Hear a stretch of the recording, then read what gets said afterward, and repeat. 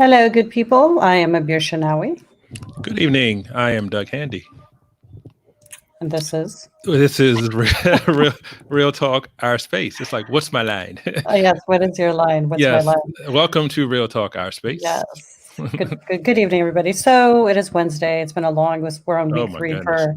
for virtual learning, so I think everybody's kind of like mixed up with everything. So today is week 3. We continue with our theme. Brothers, gonna work it out, That's right. and we have a guest who's a high school social science teacher, history teacher, and much more. And I know, Doug, you have a history, no pun intended, with our guest. If you want to talk to us about your friend. I certainly do. So, on Real Talk, we like to invite guests to really, when Abir and I are made aware of someone, we say that person's kind of interesting. They have some interesting things we like to talk to them about. We bring them on. So, our guest this evening is kind of unique in that we go way back. We go back to 1986. I was a freshman in high school. Yes, so you can do the math. And we met at the illustrious Baltimore Polytechnic Institute, where we were both freshmen. And we've stayed in touch throughout the years. And it's funny, we kind of disconnected points and we come back together at a key times. And one thing I do want to point out, when I changed careers from my original career in engineering and decided I wanted to teach, conversations I had with Kevin during our class reunion actually prompted me to go into teaching, and I visited his classroom. So I've kept an eye on his career for a while, and it's really exciting to reconnect with him as things transpire. But we go back quite a ways, and it's good to be back together again. So we might do a little word association with some imagery down memory lane. Maybe once he comes on, we can see what he thinks. Okay. So, but yeah, that's what's happening this evening. Reunited and it feels so good, right? Is that what it is? Yeah. So I've got you and Keith, our friend, are always talking about your high schools, and I realized when I moved to Maryland, they don't ask you what college you went to; they ask you what high school you went to, which is so interesting to me. Yep. And if you're familiar, Baltimore Magazine actually did a story on just that. And Abir, they had folks like you who were, transplants to Baltimore, if you will. And they said, they're like, what in the world? People would ask me, and I started saying my college. They're like, no, what high school did you go? And I didn't, that's the thing. That's so interesting to me. Yeah. That. And then when I first also moved to, they're like, do you live in the city and the county? I'm like, I don't know, Towson? Like, I don't know what you're talking about. So it's very interesting to go from one state to another, because in Illinois, it's districts, and, Cook County, where I'm from, covers the entire, city of Chicago and the suburbs. So it was just very different. So we would like to I'm so honored. This is Joshua Gulfin. He was one of my students at Golden Ring Middle. Hello, Joshua. Welcome, interesting Joshua. Story really quick. Thank you for tuning in. But he was looking for me on Facebook, and I guess he couldn't find me. And he actually reached out to my brother, because he remembered, this was like years ago. This is over 7-8 years ago. And he reached out to my brother, who had come as a guest speaker. And he's like, can I find Mrs. Shanawi? And boom. So welcome, Joshua. Nice to have you on the show. So again, ladies and gents, for our show, please subscribe to our YouTube at Real Talk, Our Space. And we also have, if you want to reach out to us, you can reach out to us at realtalkourspace@gmail.com for any questions, comments, anything that you would like. Yep. So Douglas, tell us about our guest today. Yes. So our guest is Kevin Shindell. He is a social studies, social sciences teacher, as Abir pointed out, at Montgomery Blair High School in Montgomery County, Maryland, and a former education professor at the University of Maryland.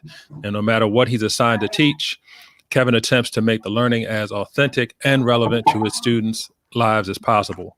Common themes that spread across the courses he teaches have always included racial justice, education reform, ethics, media literacy, politics, the impact of digital technology on society, and helping students figure out their role in a complex world, which some would argue that's what teachers are supposed to do. Correct. Now, Kevin founded and sponsors One Blair, a student-run organization that elevates student voice and empowers them to hold interracial dialogues on pressing current events. Most recently, he has attempted to translate the mission of One Blair to virtual communities and online dialogues around race and politics.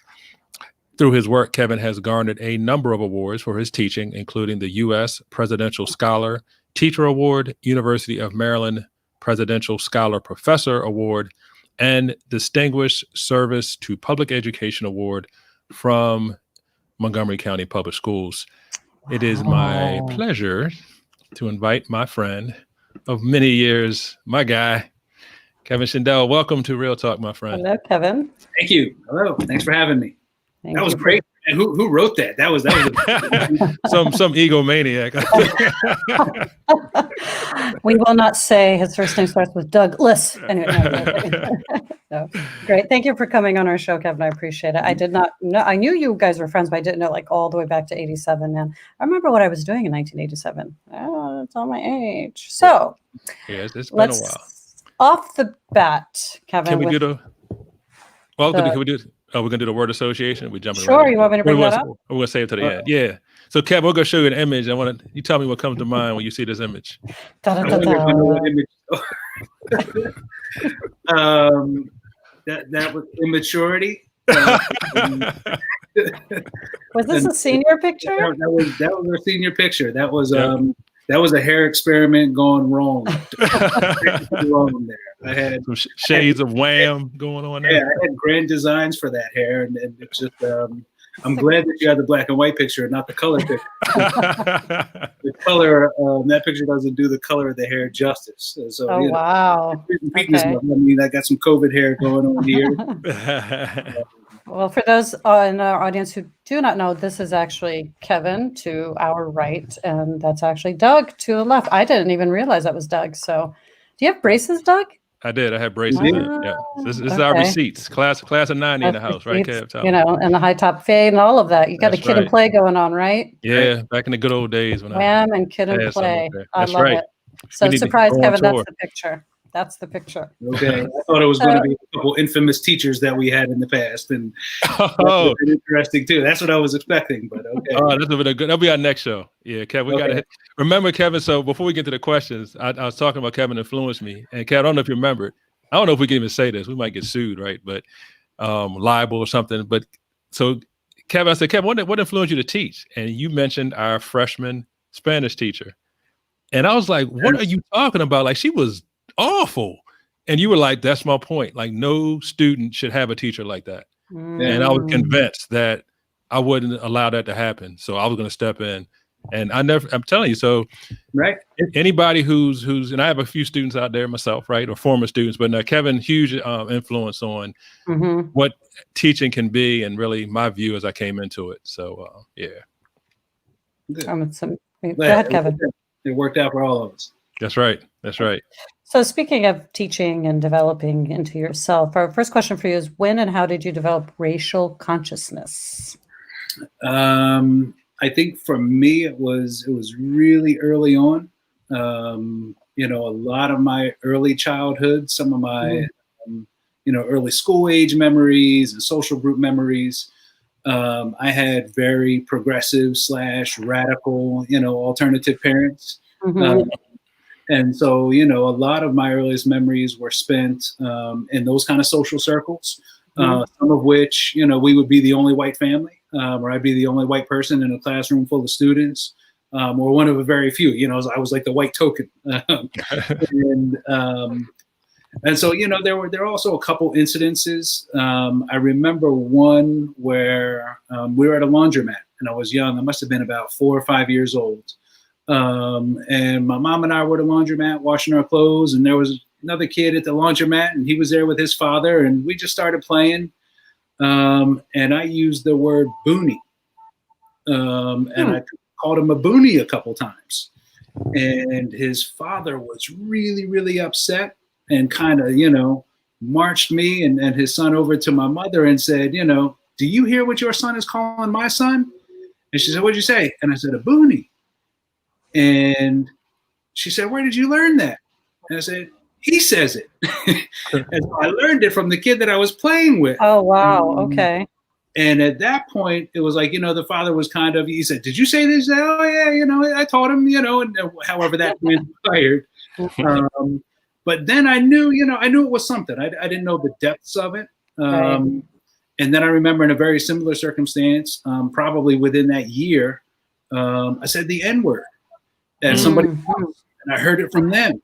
and my mother marched me into the bathroom, and she said, "What'd you say?" And I said it, and I had a bar of soap in my mouth for a good, 20, 30 minutes. And again, But you learned your lesson. Right. I didn't realize the depths of it, but it was, I knew there was something there. And then, later on, one of the early formative moments, probably early teens, maybe around 12, bored, and I was a non-reader. I didn't read anything outside of school. And probably half of what we were supposed to read, from school. But I remember on our bookshelf at home was the autobiography of Malcolm X. And I said, man, what kind of name is Malcolm X? And I looked at it, it was one of the early versions, and it had him, standing behind a podium. It's not one of the, it's not one of the later ones where, it's a picture of his him. Image, right. Right. It's actually a photograph of him with his finger in the air, and he looked pretty angry. And I said, man, I'm going to check this out. And I read it. And from there, I mean, there's no going back once you read that one.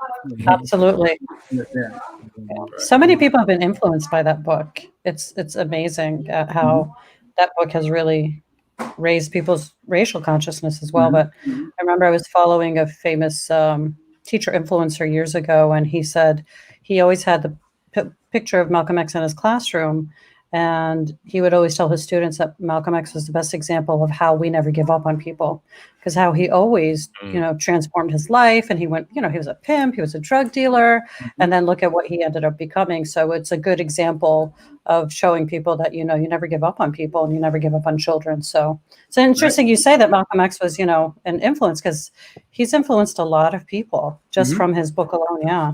It's amazing. Kevin, I'm curious, the bar of soap story. So you said you heard that word.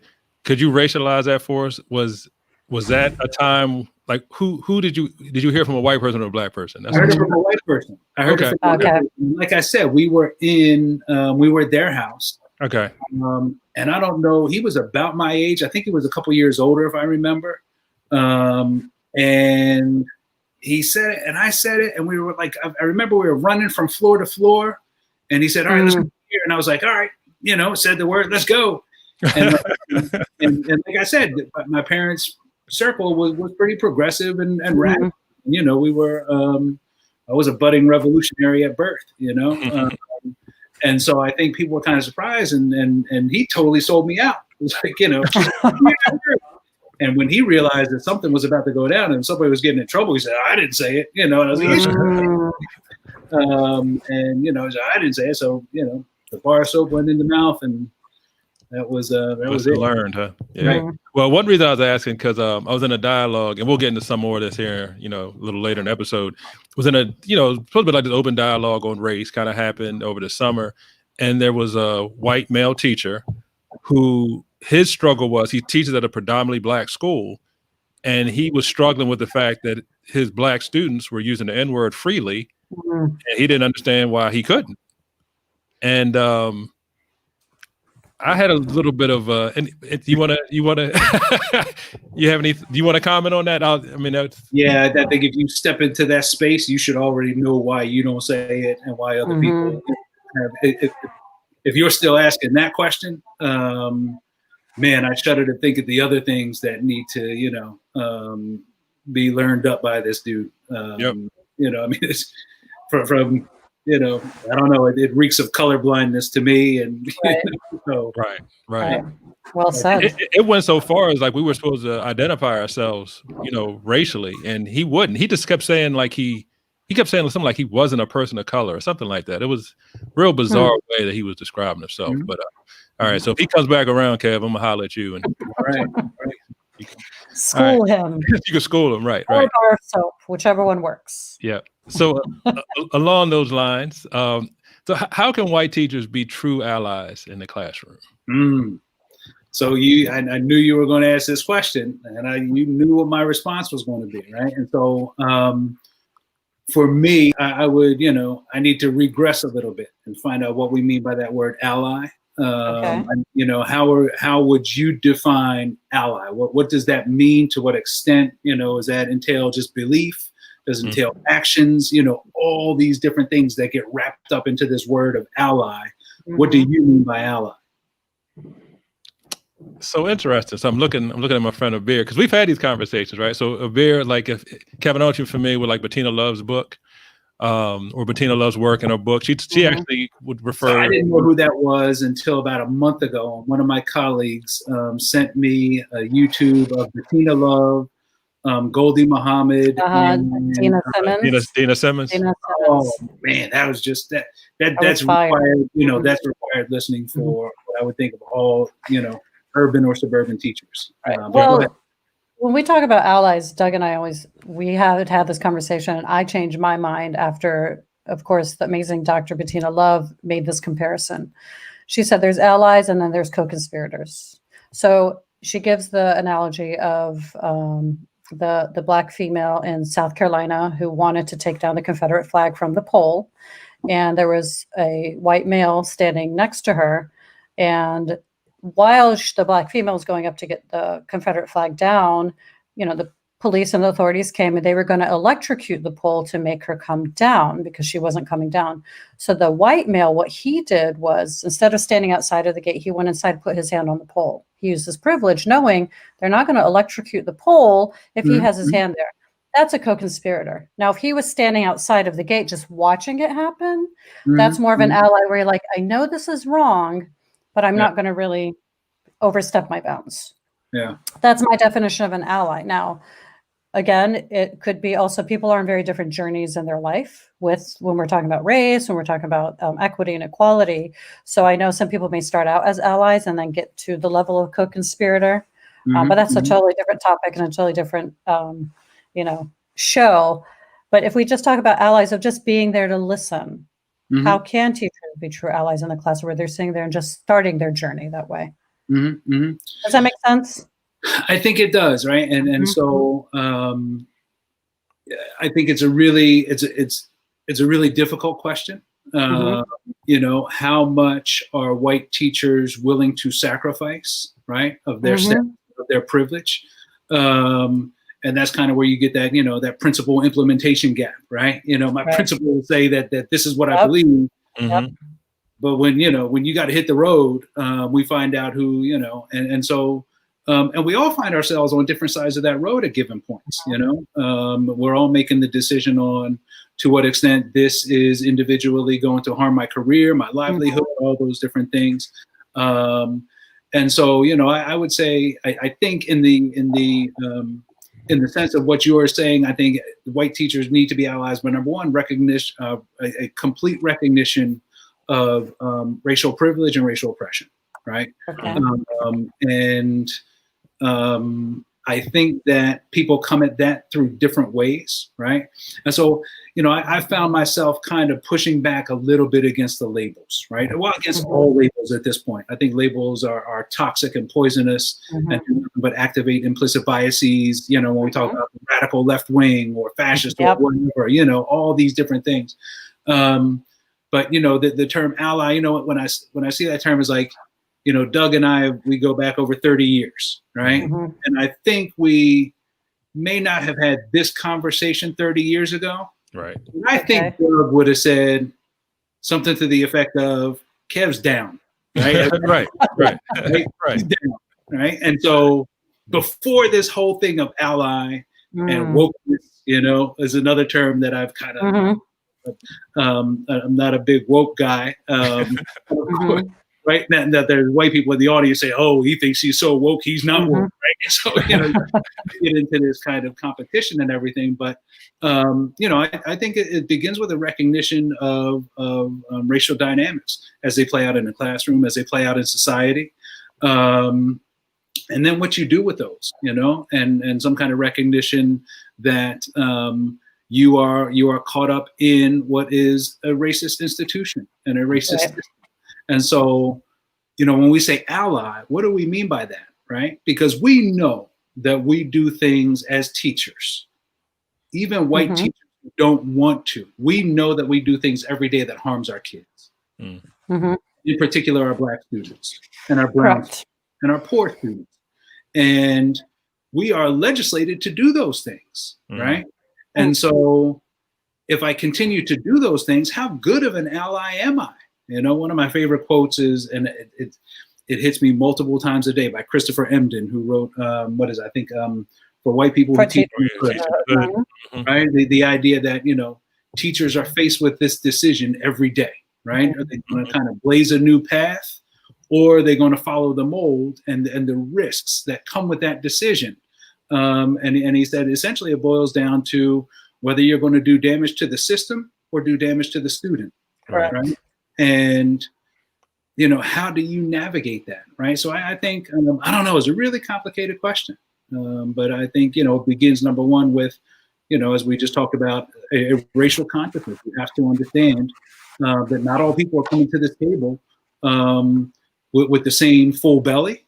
Not all people are coming to this table with the same interests, with the same history, same values, with the same supports. And in this society, by and large, what people come to the table with has been very much predicated upon what race they are defined as, right? And their skin color, right? And race is fictional.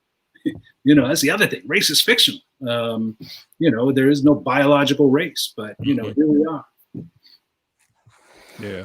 I know listening to, you know, Kevin's answer kind of takes me back to the summer. And Kevin, you might remember when, and Kevin was helping to facilitate a series of dialogues, you know, after the George Floyd incident. And, you know, it seemed like that's when folks kind of, some type of awakening seemed like it started occurring in this country and around the world.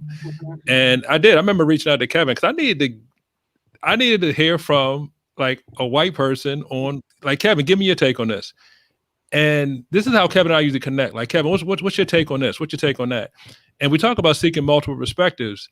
It's just refreshing to me because sometimes I get into dialogues around race with some white folks. I just feel like we're living in two different worlds, like completely. Like, and I guess awareness is something that always comes to mind when I talk to Kevin. It's like, you know, it's not just, okay, Kevin's saying what I'm saying, because it's not that. His perspective is unique to him. It's not necessarily my perspective, but it seems to connect with what I'm saying and experiencing and stuff like that. So even when I listen to him describe allies, and Abir, I appreciate what you're saying, because like you said, if we go beyond that, that's probably a different, you know, topic for a different episode. But yeah, I mean, that's something, I mean, frankly, I don't see that in my day-to-day interactions. I think that's accurate for what I say. I don't know, Abir, I don't know if you, or even Kevin, like, I don't know, what do you want? So I think so if we go back, right, the development of a racial consciousness, I think that, you know, number one, I welcome anyone on the path to understanding racial inequality and looking for the eradication of white supremacy. I don't care where you are on that path. If you step onto that road, you're welcome on this road. Some people need to get caught up real damn quick, you know? But, you know, it's kind of like when you talk about allyship, right?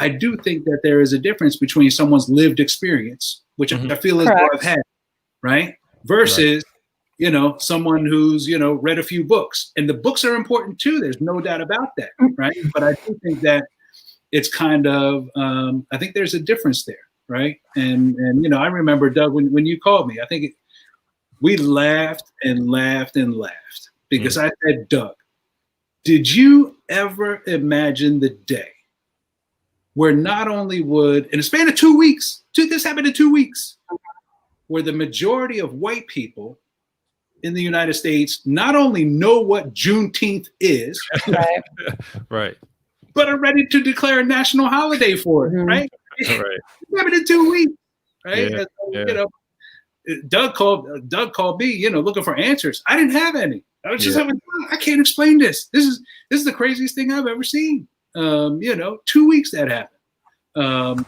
But, you know, so I don't know, that may take us off a little bit. I mean, I think lived experiences are very important when I have dialogue with people. My issue is when people hold on to those lived experiences and make it seem like that's the only true experience that that they're willing to discuss, so that they're willing to have the dialogue with another person. And I think I will take a lived experience over reading a book. Because, you know, a book is good. And it's not to say that, you know, we were talking about Malcolm X's book, and that was, you know, something that transformed a lot of people's lives. Growing up, I wasn't around a lot of people outside of my own race, you know, being first generation Palestinian American, very sheltered life. Not until I think about college, or just the teachers that I had who are white women. Mhm. Did we have that dialogue? Were we able to? But I think it also comes from a personality trait where you really want to learn about other people and other perspectives. Like when I look back at my life, again, very sheltered, you know, I was around all my cousins all the time, around other Arabs. But I myself always wanted to seek something different.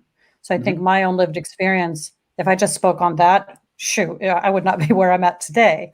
But I also think a lot of it does come from a person's own desire to want to know better so they can do better.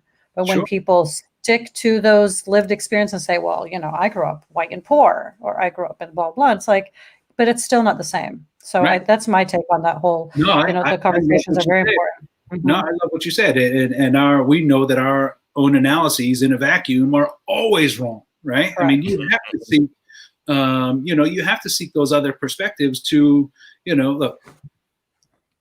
There have been a hell of a lot much smarter people than me throughout history who have explained exactly what I'm doing today and why I'm doing it. And so, you know, I think, you know, some of the to uncover and discover and explore that is critical. You know, lived experience is only, you know, it's a piece of the puzzle, and depending on those experiences, it could be a really small piece of the puzzle, and hella, you know, absolutely. Correct. And I think honoring people's journey through, like Abby in her 20s and college is very different. Abby is, I'm 45 years old. So Abby in her 40s, you know, through all that lived experience and the people that I've surrounded with myself. So, which also leads us to this question, Kevin. For me, I've talked, and I actually wrote a brief article about it.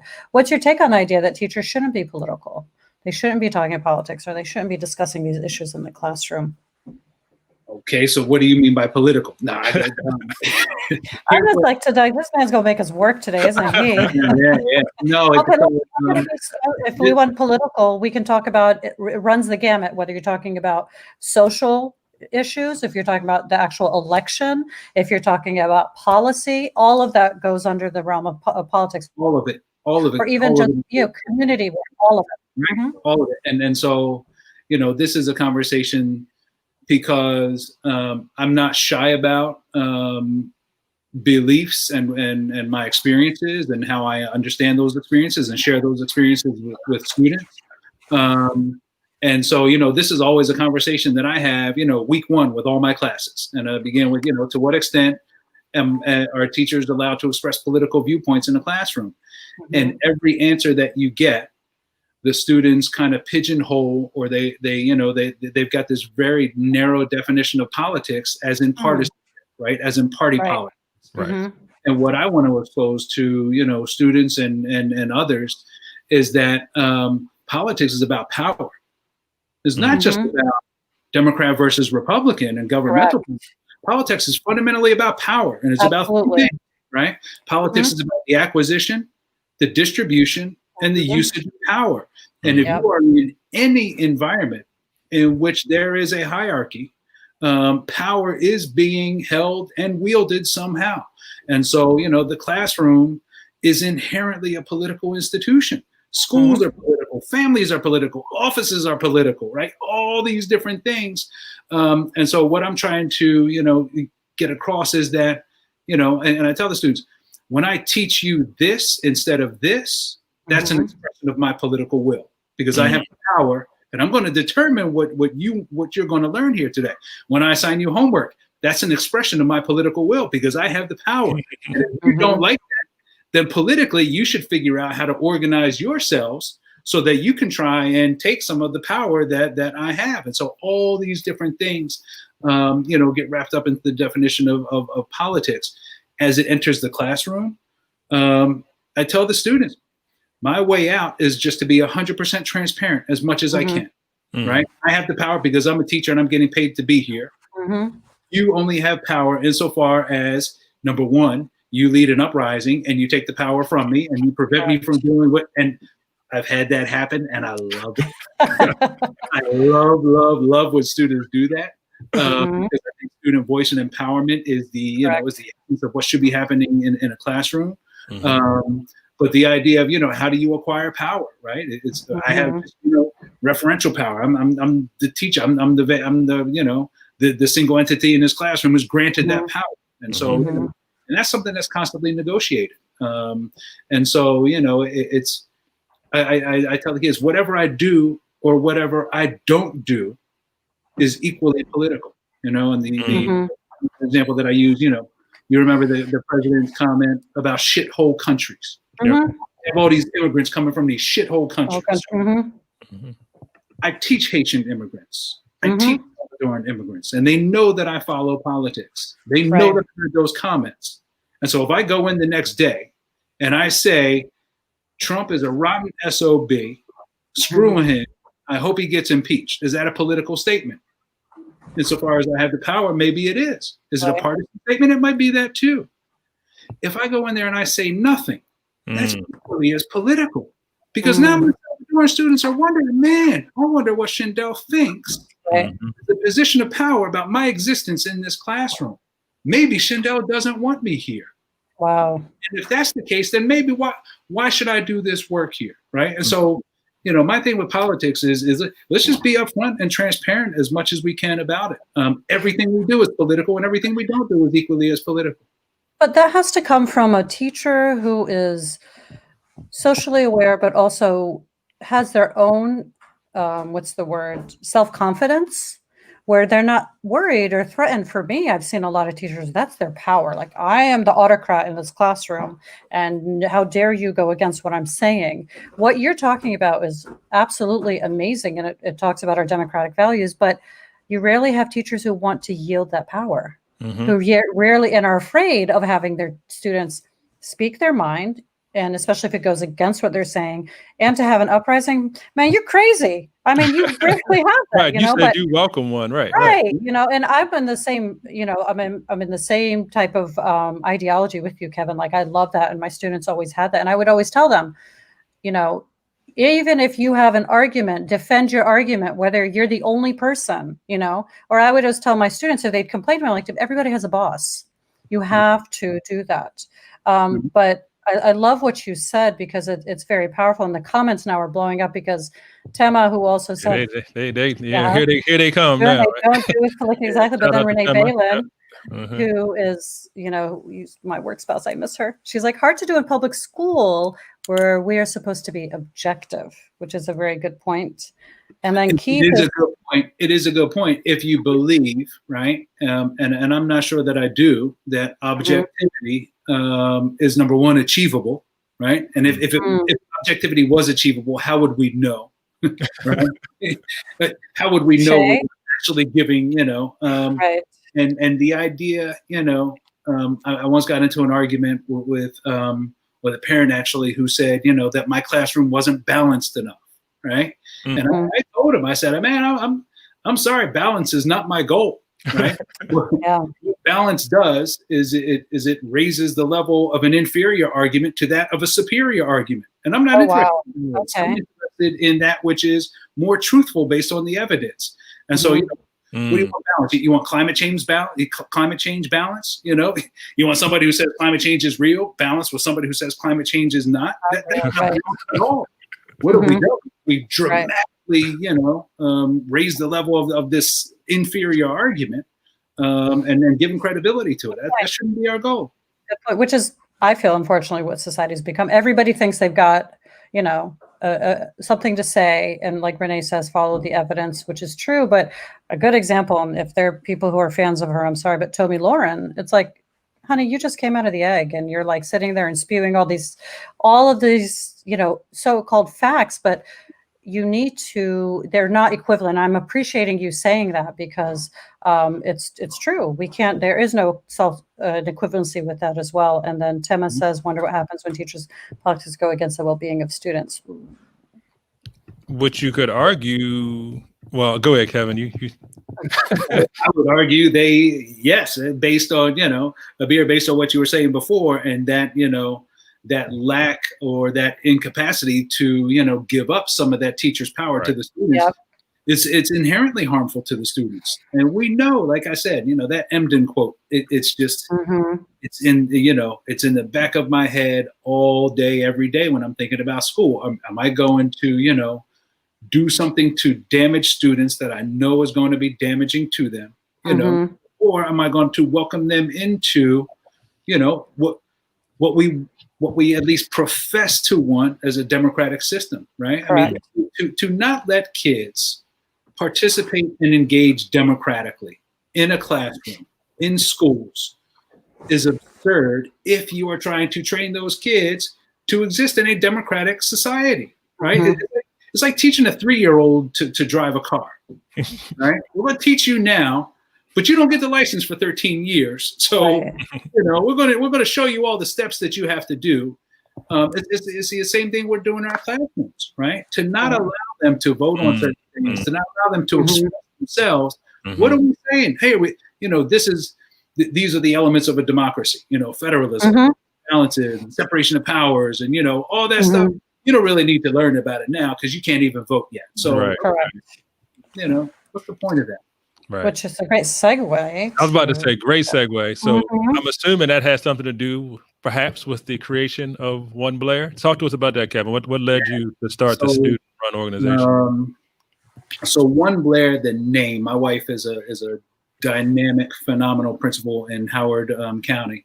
And, she was involved in some restorative justice things at her school and trying to push some, matters of race and dialogue there. And so, she used to be at Mayfield Woods, and so she had a One Mayfield, and I really liked that. So that was the origins of the name. Okay. For that, it was called kind of Blair Interracial Dialogue. And Blair Interracial Dialogue was something that a couple students and I, we would host. We hosted probably, and this is about our fourth one. This will be our fourth year if we can pull it off virtually. And it's a series of after-school dialogues and small group gatherings and discussions. Sometimes we would have guest speakers come in. We might do like a privilege walk or something like that, a couple of activities. But it's just an opportunity to get kids who are starved to talk about these issues. They're starved to talk about these issues, to get them in a physical space and have them talking about it. It really started about, I want to say, maybe 11 years ago. And I was in my research seminar class, and the topic of Reconstruction or something came up. And I don't remember, my class is kind of a series of tangents, digressions, regressions. We come in and we say, what are we going to do today? And sometimes we end up doing that for, a month and still into the topic. Other days, the discussion might last a couple of days and it's on to the next one. But, I remember, and this was a class of very progressive students, seemingly progressive, upper middle class, mostly white students. And the topic of education came up. And no, I'm sorry. Let me backtrack a little bit. We were talking about the achievement gap, right? Which now know is the opportunity gap. Why are white test scores, higher than black and brown test scores? And one of the white kids said, it's because black kids don't care as much about education. Interesting. And I said, what do you mean by that? And everybody kind of nodded. And this is, I'm telling you that in that room in the past have been Democratic representatives and senators' sons and daughters. I mean, we're talking the liberal intelligentsia. And this kid said, black kids don't care as much about education because of discrimination, because of the institutional. So, you can see where he's kind of going with this idea of, well, it's because of racism and historical oppression that black kids don't care as much about education. And there was one student in that room who played football, and he was a white guy who played football. And the next day, I happened to pull off a book on Reconstruction that I was going to show the school formations, right? Black people built the idea that they don't care about education to look what black people had to do, in the post-Bellum period to educate themselves, right? But with their own money, get the double tax to establish their own schools and their own curricula and all this stuff. But this one kid, Andy, went back to the football team and he said this, right? He said, man, somebody in my class just said, black kids don't care about education. And the next day, 15 football players showed up. and they were all black, and they just kind of stood around the edges of the room, right? It might have been 15, that might be an exaggeration. Not enough. They were black football players who showed up, and I said, man, and I knew one of them. I said, Mike, what brings you in? And he said, I'm just here to watch, man. I heard black people don't care about education. And the white kids were, it was like, man, that was the end of the discussion for the day, right?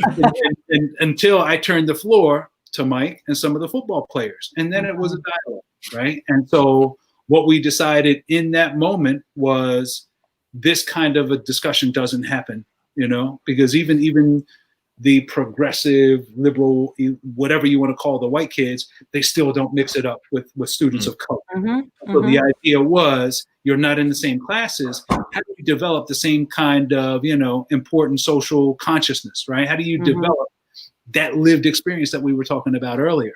And so Blair Interracial Dialogue was kind of born in that moment. And then it, we had a week-long discussion, and hundreds of kids would show up, and it was just, so you wanted to kind of keep that going. And that was the origins of One Blair right there. And since then, we've done a lot of different stuff. We started a program called, last year, we've been working on, called Conexiones, which was Latinx students, both high level and ESOL students, developing lessons trying to teach teachers during lunch about Latinx culture and Spanish language. And okay, so you've got a bunch of Latino students in your chemistry classroom. How do you, how do you teach those students? And we can all sit in professional development, workshops. That's all great. But when the kids are teaching the teachers what to do, oh man, what an education. So what does the word Conexiones translate? Connections? Connections. Right. And, we've done a number of things. Started with ninth graders. We started something called Blair Friends Network, where we put kids into diverse friend groups and kind of gave them incentives to meet inside school and outside of school. So, it's very much geared toward making the institution much more inclusive. There's not a more diverse school than Blair. I guarantee that. But as you know, schools are not the most inclusive, right? Right. They're segregated by class, by race, by, interest and activities, all these things. And so. But you touch on a really good point, Kevin, which could be a topic of another show as well, as this idea of, these liberals, like you said, these, intelligentsia, where, and, let's call it as it is. When you talk about white liberals, it's really what's beneficial to them. You find out that they are liberal, but when it comes to issues of women of color, if it comes to issues of, Black students, all of a sudden their liberal agenda turns to be skewed, or it's something totally different than what we think. So I think even using that term, and you said earlier in the show, you don't like these labels, but even those terms are used so loosely nowadays. Like, well, I'm a liberal. How can I be racist? Like, check yourself. So I'm glad you brought that up, because that's also a very good point, because again, people would talk about being quote unquote liberal, but then when you dig deeper into their policies, people are like questioning, were they really beneficial to everybody, or was it just for a select group of people? So no, that moment that terminology is so important to this moment, right? Because when you're looking at racial reconciliation, or just understanding the racial truth, right, of the United States, the president's comment, at the American Conference on American History, notwithstanding, right? When you look at that, it's kind of like, what is it radical to fight for racial justice? I mean, and when you go back, Martin Luther King, he loved everybody, but he loved the white liberals in the South a little bit less. The idea that these people who would, I forget the exact quote, but the people who would rather have order, right, than justice, right? So that's a really important thing. It's kind of like, okay, we don't support, lynching Black people, but do we really want them voting? Correct. That was a white liberal of the 1950s, right? And what has played out is that it was that radical view of racial justice in the 1950s, which, if we had reconciled then, you know we wouldn't be in this position now. Absolutely. Right? Absolutely. So the idea is we got these kind of, the president keeps saying, these radical left-wing, anarchists and anti-racists who are, ripping down our treasured statues and our heritage and throwing them into, and so, I don't know. I'm trying to kind of conceive in my own head what burn it all down means, because I don't in favor of burning it all down, right? At the same time, I'm not in favor of just a quiet kind of peace, right? We find ourselves in a moment, in the next 30 days, the next couple months, that are going to be really, really important. And we've been here before, and we have, the Black bodies have been sacrificed 3 times before in this moment. And the question is that going to happen again? But you're also, Kevin, what you're also saying is, I'm also tired of how you have people, say you have people who are saying burn it all down. Sometimes it's just a figure of speech. People take things that, these quote unquote radicals do tongue in cheek, and they hold people accountable. But then when you have the other side who are saying it, well, you didn't really mean it, and it becomes very tiring when people are just, saying these things and holding other people accountable. And then it goes back to what you were saying. It's a false equivalency, Oh, absolutely. So it's just something that, that really baffles my mind. No, go ahead. As if the election of Joe Biden is going to usher in this incredible, downfall of Western civilization and this radical, left extremism. Radicals have never occupied the White House. Ever. Even this one is not a radical. He may be aloof, and he certainly gives comfort to the radical right, and white nationalists. But I don't know what this one is. I just think he's Well, our comments are amazing. Renee's talking about, but Toya, yes, absolutely. Or do we really want them to learn? The Education of Blacks in the South, 1865-1930 is a great resource. Absolutely. Thank you for sharing that. Trevor Collins, social studies teacher here. People in the South wanted people in Boston to do nothing. Sadly, to do anything is viewed as radical, even if the action's morally right. Very, very good. And Tema, perhaps this moment of potential change in education because of the pandemic could be just what we need in education to revamp a racist system. How can we leverage this moment for change? Yep.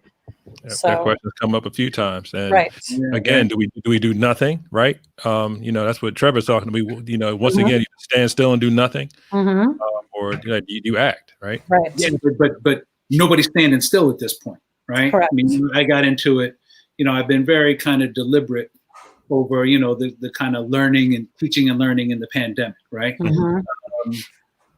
The idea that we're going to do digitally what we used to do physically is just that idea it's a bad idea from the beginning. And kids will tell you, at least kids in high school, most of what we were doing in physical classrooms was really boring and not engaging. Absolutely. Right.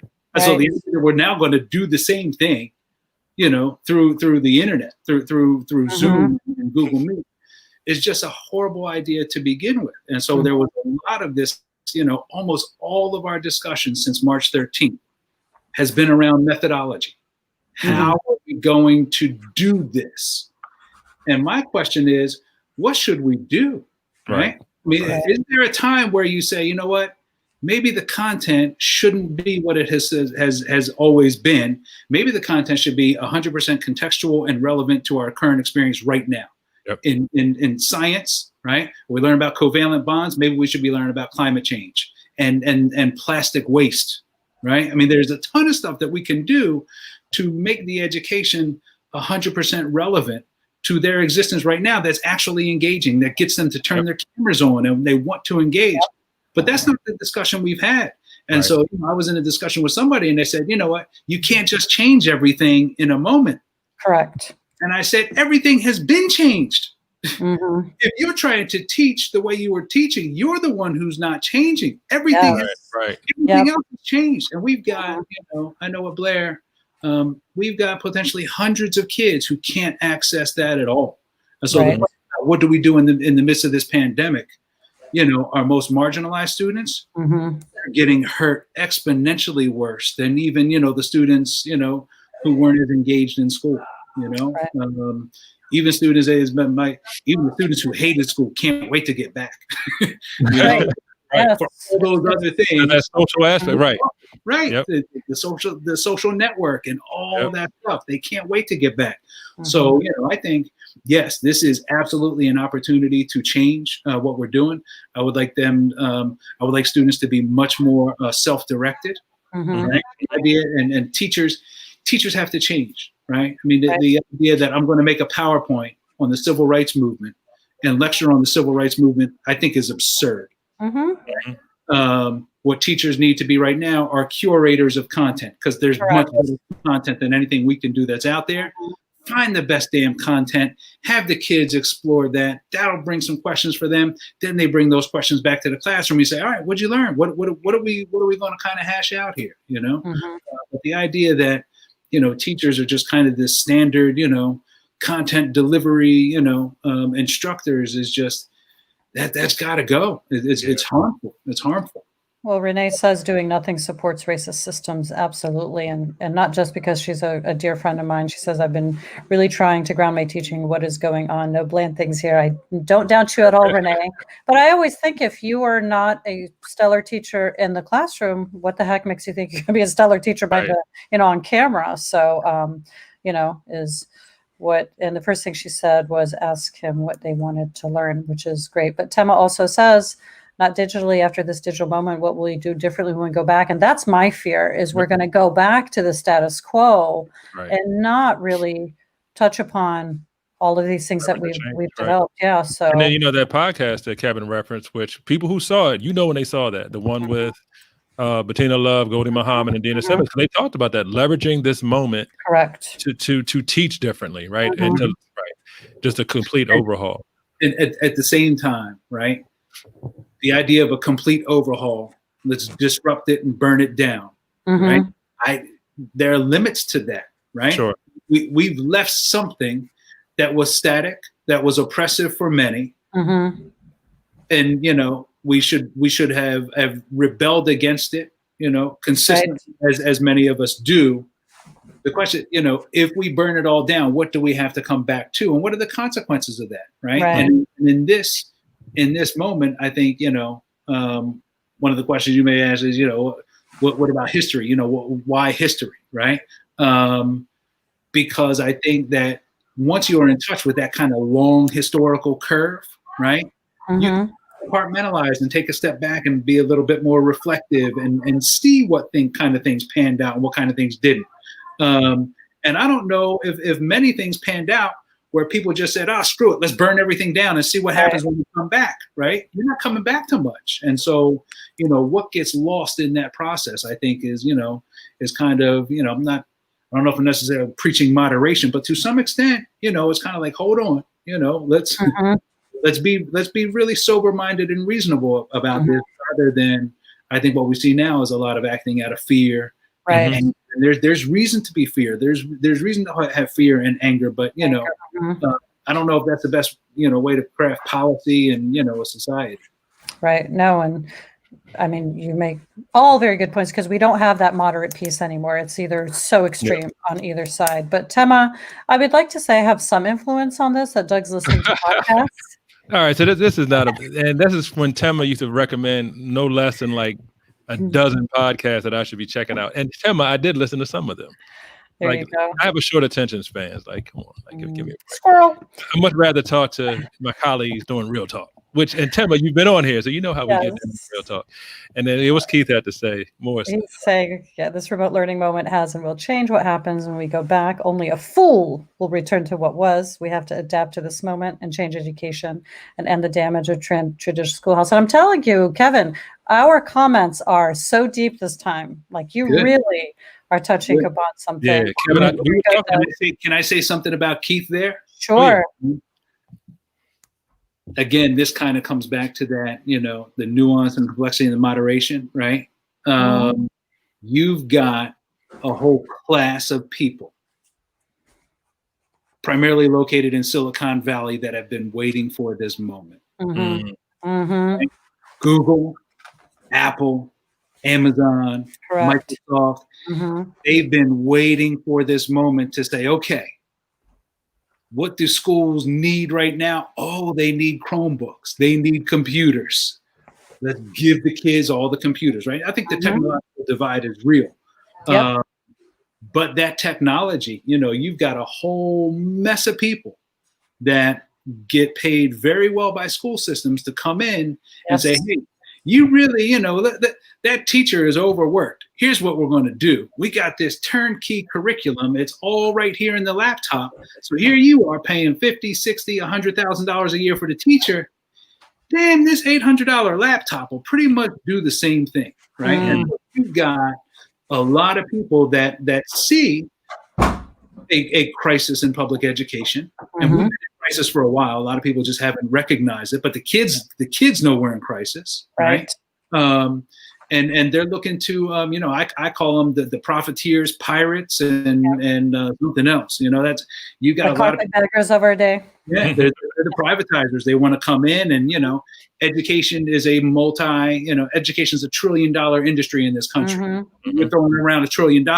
People want a piece of that pie, and so you've got a lot of these fly-by-night, technical companies coming in saying, "Oh yeah, we got a whole year's worth of math curriculum right here. Just give them the computer. You don't even need the teacher." We have to be very aware of what's going on that end as well. Right. Kind of think about Trevor's comment too. So can a laptop get into those nuances, or like you said, some turnkey AI-driven curriculum, Kevin, like you said? So, Trevor talks about the gray areas. Yeah, no, but again, it's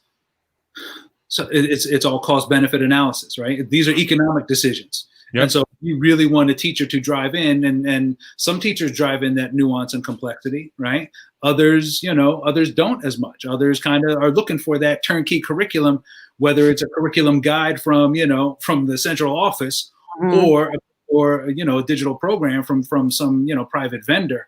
And so, yeah, I think I don't know. I think we got to be concerned about those turnkey curriculums. But as far as the people that are peddling them, there is no nuance there. This is about test scores. This is about saving money and efficiency. And man, what could be more efficient than just having to sit on their bed for 8 hours? Right. Absolutely. Right. So Kevin, along those same lines, let's talk about we talk about we would have. Oh, sorry. No, you're good. So the difficult conversations you've had with students. Let's go back to the students for a minute. What's the most difficult conversation that you've had through those dialogues or in the classroom, what have you? Man, and so there's, I don't know, right? Because I thrive on those conversations, and I don't find them to be terribly difficult on my end, right? Often, I mean, I don't know. The most difficult conversation I've ever had with kind of like a student is when you're dealing with mental health, and somebody says that they've been harming themselves, and they may be suicidal or something like that. That's the most difficult thing that I think most teachers will ever face, right?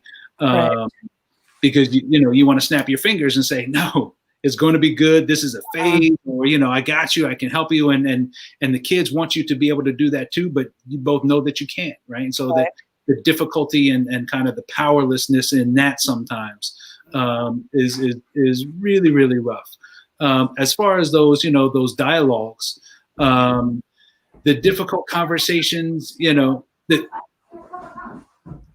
sometimes it's difficult when you actually have an interracial group of students.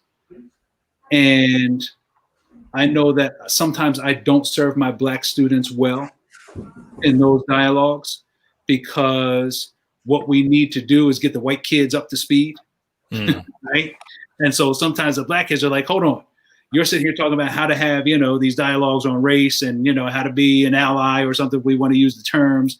And sometimes they're like, what's in it for me? And I've had, whenever I do that, I do pull the students of color aside as much as I can. I just did it last week, right? I said, look, we're going to get into conversations of race and supremacy and privilege and all these things. And when you're all, when there's only 2 students of color or 3 students of color in a class of 20, and especially on Zoom where everybody's looking at everybody all the time, it's intimidating. And so I just kind of, those are always kind of difficult conversations where it's like, I want people to be invited. I want people to speak from their own experience. I don't want people to feel as though they have to take up for a race. And that gets really it gets really complicated, so, but those, those conversations, more difficult conversations for me than I think the racial dialogues are those things when you're kind of, looking at the state of the world, right? And stuff goes wrong and stuff seems to be getting worse. And, just trying to teach about that so that kids have an understanding of, the conditions on the ground, but so that they don't get defeated by it. That's a difficult thing. That's a really difficult thing. How do you build, and empower them to act without just saying, oh man, this is crazy. If Trump doesn't get us, artificial intelligence will. There's always something. Right. Right. So those are difficult conversations. Got it. And I love how you're holding us accountable to the lingo, because you made a good point. It may not be difficult to you, but it could be difficult to somebody else. And what is a difficult conversation? And these are also how we need to have our students think. So tell me, what does difficult mean to you, or what is this term mean? And that's a very good way to have the dialogue with students, because they need to unpack what you mean, and you need to say what you mean and mean what you say. So I appreciate you for holding us to that today, because it makes the dialogue a lot richer as well. So Doug, you want to see some of the comments as well? So Toya sister, we love 8 Black Hands podcast. That's such a great one. And our condolences to Brother Sharif, whose mother passed away recently. Allah yarhamha, as we say in our tradition. So, but yes, we will support 8 Black Hands podcast because it's a great one. And then Tema with the Matthew effect, of course, which is a great analogy, of course. And Doug, what about this one, about the curriculum? You and I both work in CNI. Oh, yeah. Well, a lot of this, Toya's comment, what Kevin's been saying. Well, I mean, think about it, Abir. I mean, where we work, our mission has been to provide essentially turnkey curriculum, right? I mean, Kevin's talking about these multinational companies, and he did. He talked about central office, and Kevin knows where I work, right? He's actually presented for us, So, this is, that's what I'm saying. Every time Kevin and I have dialogue, this is what it's like. It's like these are like 2 people I have authentic dialogue with, and I come out of it for the better, because they're always giving me something to chew on, something to think about. So I appreciate that. I'm not always giving you a hard time as people, There's nothing inherently wrong, right? There's nothing inherently wrong with a turnkey curriculum, right? I would say that, all teachers should look at curriculums as kind of guides rather than, a complete map with stops, along the way. But, I don't know if there's anything inherently wrong with turnkey curriculums. Some are better than others, certainly.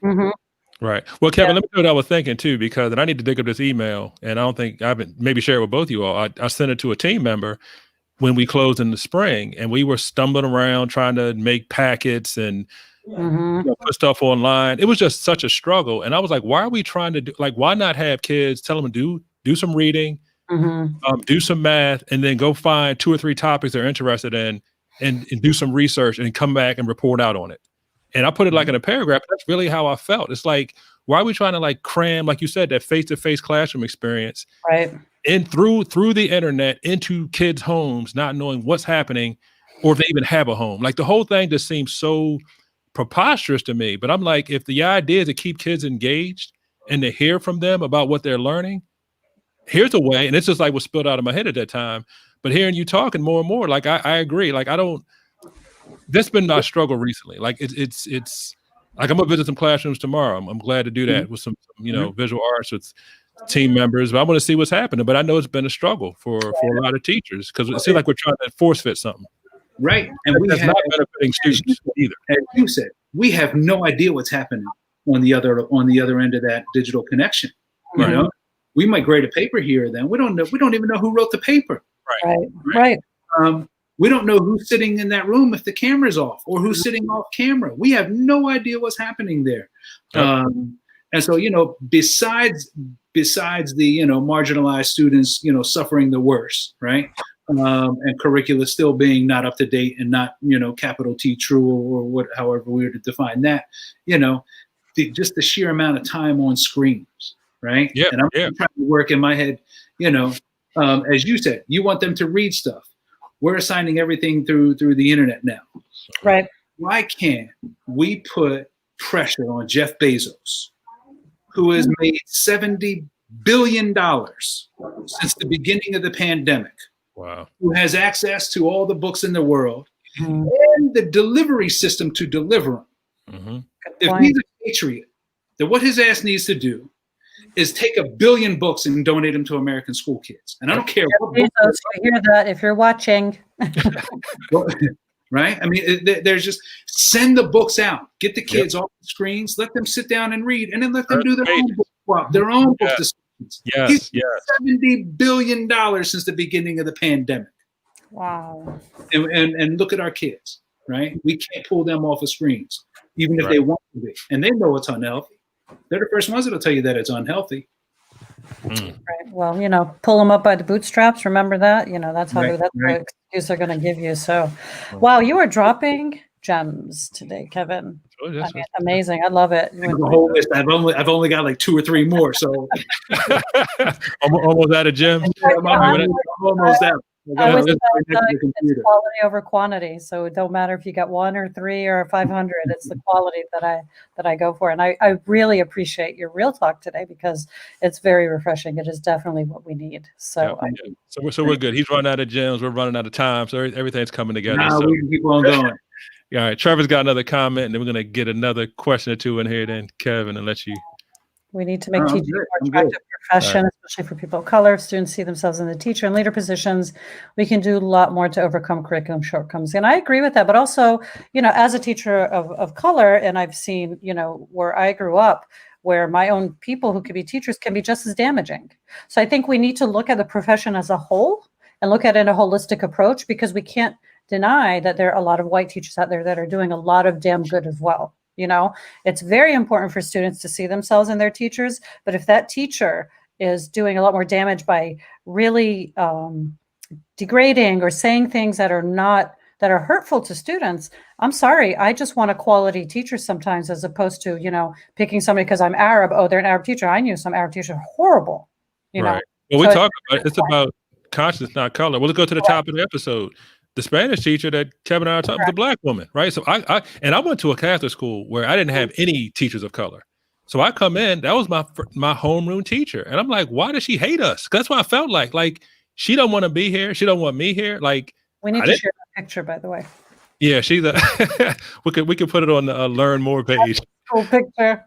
Yeah, we got it's in the yearbook, right, Kev? I think she's in there. I don't know.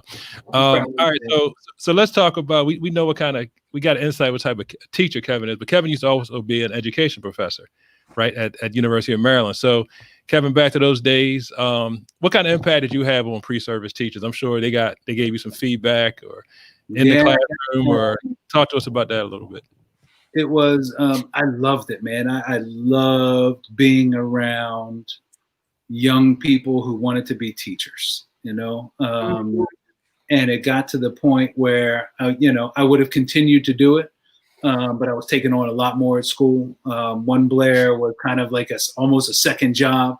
And with what an adjunct professor gets paid and the time commitment, it was like, hold on, this is, you're going to dramatically increase my salary. And 1 year they even told me, before they changed, they said, sorry, we have to place a graduate assistant, so you're not even going to get hired back next semester.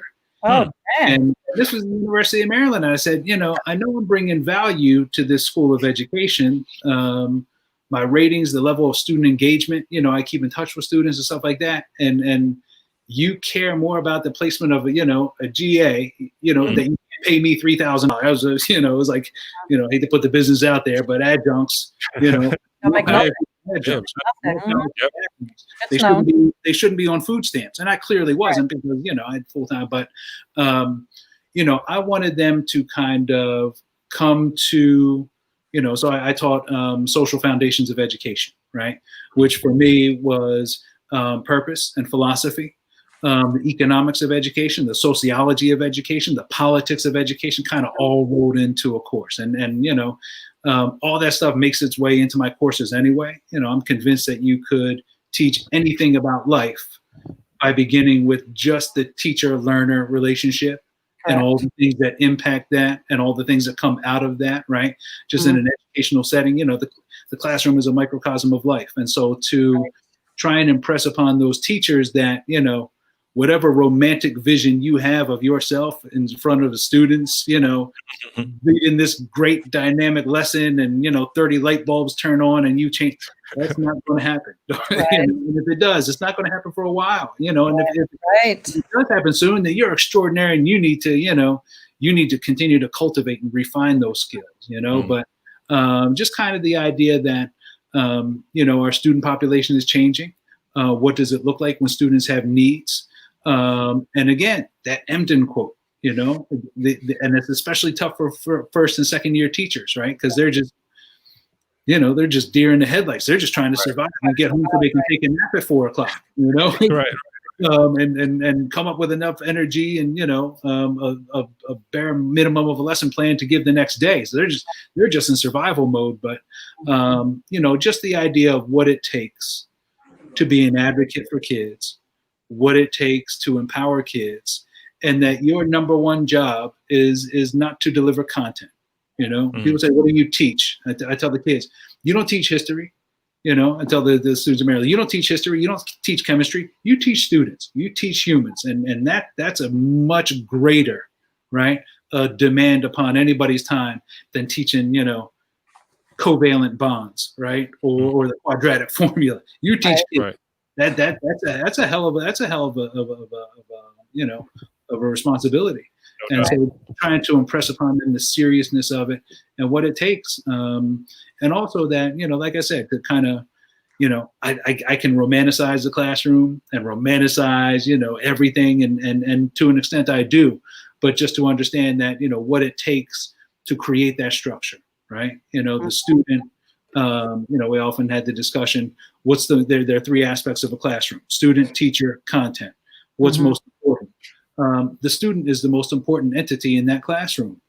But, I used to teach them the teacher is the most important entity because they should have the skills and the desire to place the students at the center. And if you have a bad teacher who's not interested in that or doesn't know how to do that, they might even believe that the student is the most important thing. They don't know how to elevate the student, right? They don't know how to empower that student. And so that teacher's got to, it's just really kind of, the continual reflection, refining and upgrading of your skills, and then to understand, that classroom in a social, political, and economic context.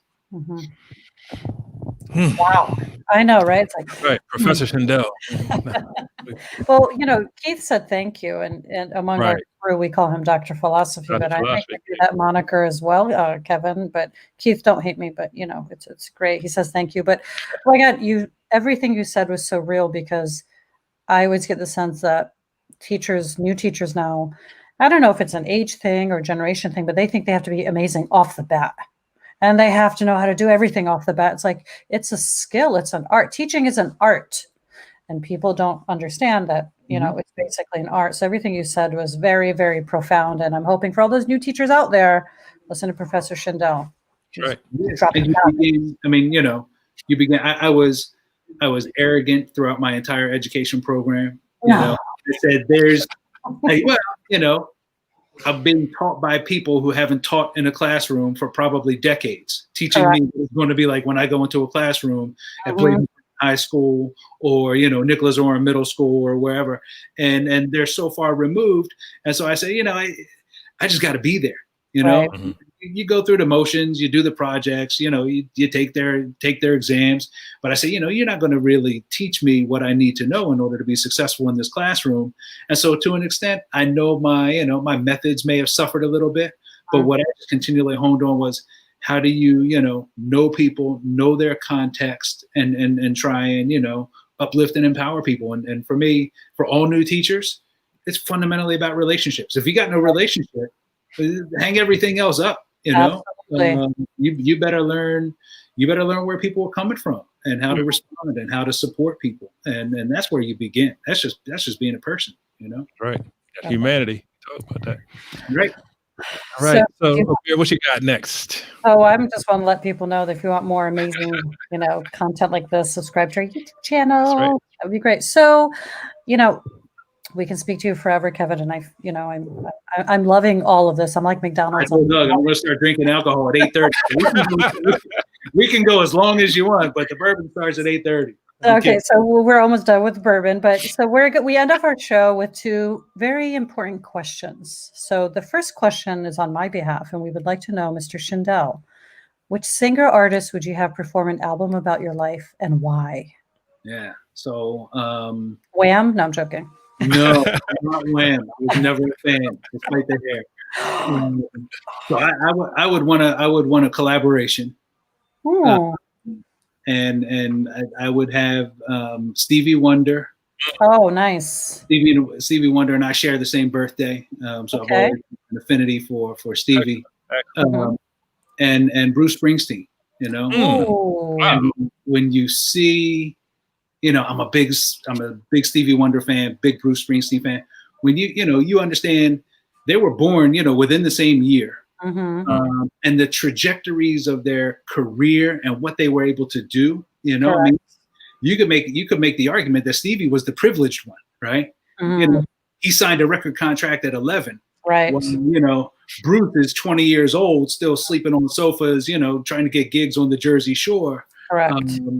But then when you look at what they did, by the time they were 20 or 23, it's just mind-boggling. You know. You listen to, Talking Book, which, Doug and I were born in 72. That was from 1972. Gotta claim that, right? That album, and you say, what? He was 22? What kind of genius? And these dudes been doing it for almost 50 years. Right. When you see that Born to Run around the same time as Songs in the Key of Life, right? I mean, and then you just look that the amount of gold and platinum between the two of them, their voice for marginalized people, right?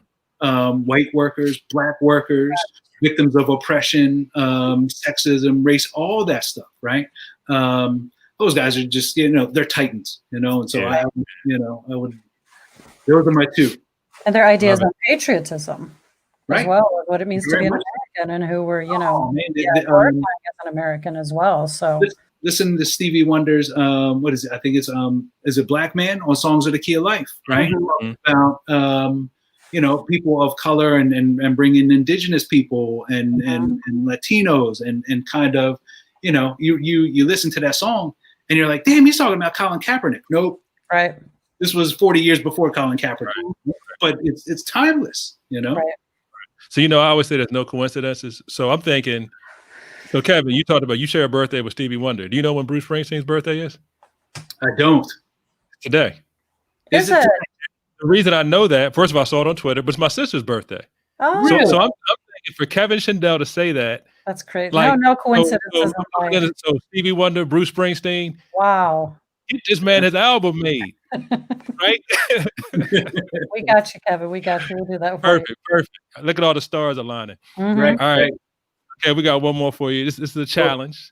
We call this the 4x4 challenge. So we honor hip hop in our space. So part of my growing up. So if you look at the 4 pillars, 4 pillars of hip hop. So graffiti art, DJing, b-boying or b-girl and breaking, and the MCing. So what we ask you as our guest, could you name one artist from each of those 4 pillars that has resonated or connected with you in any way? Graffiti art, probably not. There, Basquiat, right? He was French, right? With but not Basquiat. Right? Yeah. He did graffiti. Yeah, we talked about that. Yeah. Okay. He started graffiti artist. Yep. And then what? The DJ, right? I would have to favorite DJ. I'm a big Public Enemy fan. there we go. In fact, if I was looking for a third collaborator, I would want Chuck D in there with Stevie. No doubt, no doubt. And he probably do it too. Right. So I might say, Terminator X. Mhm. I loved DJ Premier, Oh, excellent. Yeah. Guru and Gangstar. And, as far as MC, man, I don't know. I don't know. And I'm an old hat, right? The like young kids, I have to step out of that conversation, it's kind of, but as far as MC, great. I've always loved Chuck D, like I said. Man, this one put me on the spot. Guru, Jay-Z, old classic Jay-Z. And if you want to get back even further, man, I don't know. I think one of the underappreciated groups is X-Clan, right? I remember when X-Clan, people don't know Brother J. They need to. Yep. You need to get in touch with some Brother J and obviously KRS-One. How could I actually, going back to Criminal Minded and BDP. So yeah, that was that's good stuff. But anything new is lost on me. I can't, No, that's good. Hey, that's why we say, we ask everybody across the spectrum, and then we thinking the B-boy and B-girl is tough. I don't know if you got anybody in that realm. Nah. It's all good. That's why it's a challenge. So Keith gets his stamp of approval. All right. Thank you, Keith. He's always looking to see how folks are going to meet the challenge. Who are Keiths? Was Keith on the show? I want to know who Keiths were. He will be on actually next week. He'll be on next week. Yeah. So there you go, Keith. Yeah, and he's a fellow social studies teacher and also a fellow poly grad too. He got out a couple years before we did. Yeah. Okay. So before we let Kevin get out of here, it took me a minute. The quote behind them, one of my favorite quotes, right? Dr. Cornel West, right? Justice is what love looks like in public. Right. And that's why Kev's my guy, because that's what I was saying. Like through this pandemic and through this latest surge of racial injustice, right? But that's my guy for real. Right. So this is my classroom set, right? And so I got a little chalkboard back there. I try to change up the quote every once in a while. I think the last quote was from Rumi, and so I had to try to bring in, and it can only be that many words because the kids can't see it if it's too much. I tried to write one, that I really loved, and I said, "Can you guys see the quote?" And they're like, "No." I was like, "Okay, so 10 words is about my quote limit." There's a really good meme about how they say, no, his quote was not about your girlfriend, which is true because everybody's just throwing all these Rumi cute quotes out, and it's not, it's deeper than what people think. So, Right. So. Nice. We hate to have it end, but all good things must come to an end. No, this is last. I appreciate it. It was our honor, Kevin, for having you on our show. Keep fighting the good fight, and hopefully we can have you on our show again, and definitely have you in our conversations. Yep. Looking forward to return. Kevin, we appreciate you, brother. Good to see you. All right, thank you. Thank you. Have a good night. Yeah, take care. Bye-bye. Great show. Wow, that was amazing. When you leave a show and your head is like, oh, there's something. I have to rewatch this after we're done so I can take the notes and sit there and go, wow, yes, that. So yeah, we need to provide there's another business cliff notes of what our guests have said, right? Yes, I know. Hell yeah, we got a Real Talk book in the works. But no, we appreciate all our guests, and thank you for everyone who added to the comments, because that was my hope. Because the comments actually, amazing, everything alive. So absolutely, everyone who's with us along the lines, we appreciate it. And Kevin, so Keith said he got you. Next week he'll be ready for that 4x4. So next week, there you go. Who we got? So next week, we're going to have a special episode. We're in the last Wednesday of the month. So that means it's about hip hop. And we're going to shake it up a little bit. We're still talking about brothers working it out. So we're going to have 4 guests. We're going to split into 2 segments. We're going to start. Our first segment will be father and son, and also close friends of mine. I actually met Brandon Ware the same year that I met Kevin. So we all know each other.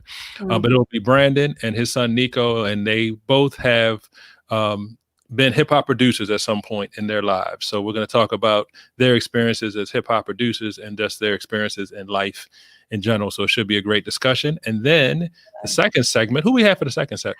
Well, this is a family affair, as we called it. You know, I'm hearing Mary J in the background, right? Family affair. But we have my brother, attorney Muhammad Ramadan, who will be here. And I'm going to throw up a picture that he put up on his social media to go with the hip hop theme. I'm going to throw myself out there, but you know, he already got his butt kicked for it. Talk a little bit of, you know, sibling rivalry. And our fellow educator and partner in crime, always fellow educator, Keith Lewis. That's right. Remember the Core 4? That's right. Keith Lewis. Roundtable discussion. So you really don't want to miss it. It's really going to be a great show. Really going to be a lot of fun. A phenomenal show. So here's another great show in the books, Douglas. I agree. I hope everyone enjoyed as much as we did.